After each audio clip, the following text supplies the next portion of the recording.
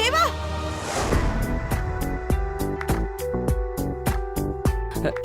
అలా చేస్తే బిందెలో నుంచి కాలు తీయొచ్చా పార్వతి?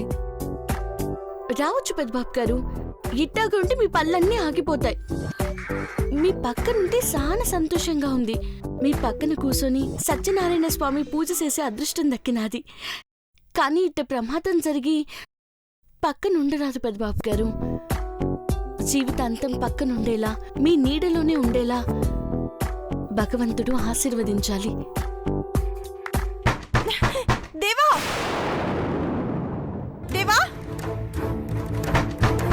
దేవా! దేవా! బాత్రూంలో ఉన్నారేంటి? డోర్ ఓపెన్ చేయండి. దేవా! ఏం చేస్తున్నావు పార్వతి? లోపల డోర్ ఓపెన్ చేయండి. మనమిద్దరం ఒకే చోటుంటే చంద్రముఖి టెన్షన్తోనే కళ్ళు మూసేలా ఉంది పార్వతి. దేవా!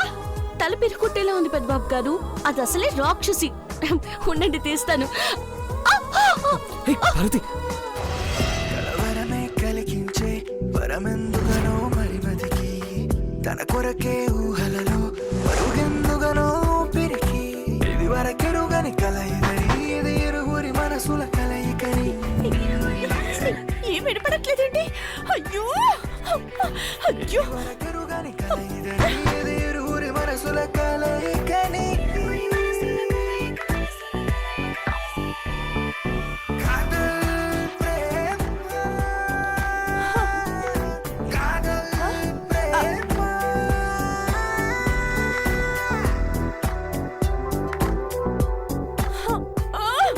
తొలగరిలా తాకి తికమక పెట్టిందే, తముతున వెంటే ప్రేమై కదిలోస్తోందే, నమ్మని నిజమై వచ్చేసింది.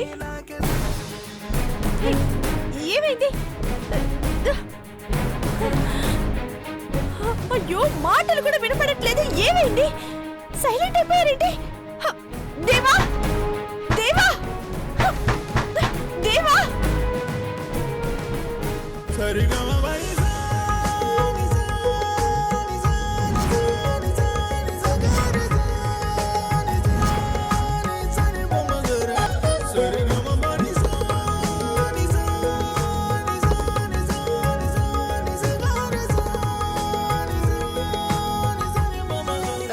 ఏంటి పెద్దబాబు గారు? శ్రీమతి స్నానం చేయించకుండానే వెళ్ళిపోతుంది. రోజు మహారాజు గారికి ఎవరు స్నానం చేయించేటోళ్ళో మరి.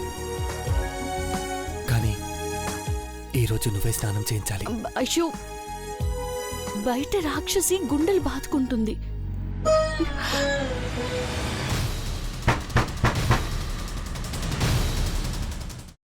అమ్మా, అలాంటి వాళ్ళది నిజమైన ప్రేమ కాదు, అది వ్యామోహం. ఎగ్జాక్ట్లీ చిన్నత్త. నిజంగా ప్రేమించుకున్న వాళ్ళు అలా చేయరు. ఎంత మనసు విరిగిపోతే కన్న కూతుర్ని పట్టుకొని మా దృష్టిలో చచ్చిపోయా ఉంటుందా తల్లి? అది సరే అమ్మా, తన కూతురుతో తన మాట అనేటప్పుడు ఆమె మాటల్లో వ్యథ, కళ్ళల్లో బాధ గమనించావమ్మా? పెద్దబాబుకు బర్త్డే విషెస్ చెప్పు కూడా వెళ్ళాం కదా. ఊరికే ఎలా కాలిపోతుంది? మంట పెడితేనో పడితేనో తగలబడుతుంది.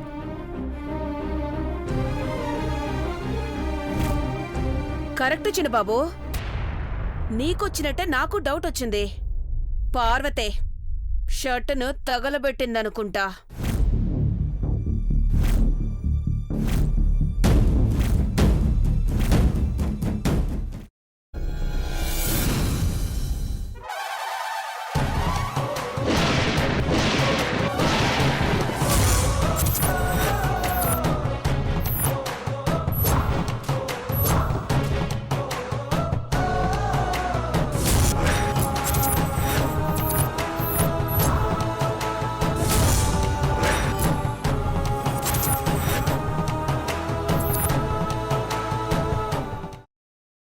తర్వాత పొట్టు తీసేసి చాప్ చేసి పక్కన పెట్టుకోవాలి.